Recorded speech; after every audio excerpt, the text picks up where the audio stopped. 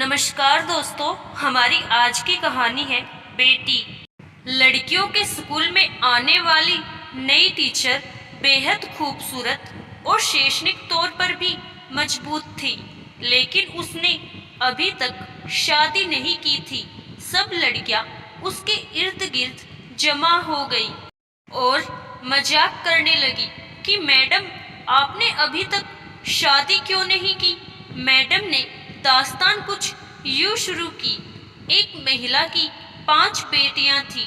पति ने उसको धमकी दी थी कि अगर इस बार भी बेटी हुई तो उस बेटी को बाहर किसी सड़क या चौक पर फेंक आऊंगा। ईश्वर की मर्जी, वो ही जाने कि छठी बार भी बेटी ही पैदा हुई और पति ने बेटी को उठाया और रात के अंधेरे में शहर के बीचों बीच चौक पर रख आया। माँ पूरी रात उस नन्ही सी जान के लिए दुआ करती रही और बेटी को ईश्वर के सुपुर्द कर दिया।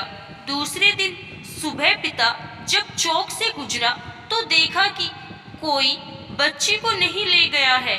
बाप बेटी को वापस घर लाया, लेकिन दूसरी रात फिर बेटी को चौक पर रख आया, लेकिन रोज यही होता रहा।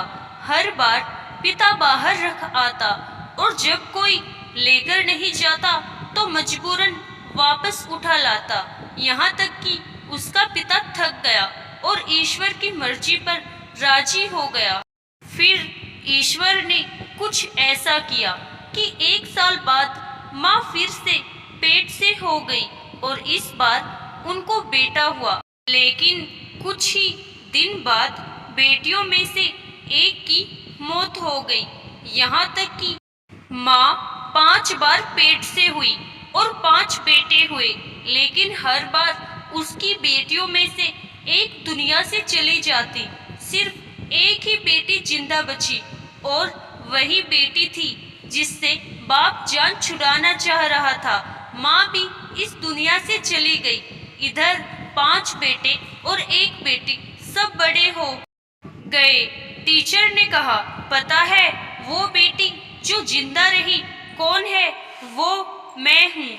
और मैंने अभी तक शादी इसीलिए नहीं की कि मेरे पिता इतने बूढ़े हो गए हैं कि अपने हाथ से खाना भी नहीं खा सकते और कोई दूसरा नहीं जो उनकी सेवा करे। बस मैं ही उनकी खिदमत किया करती हूँ।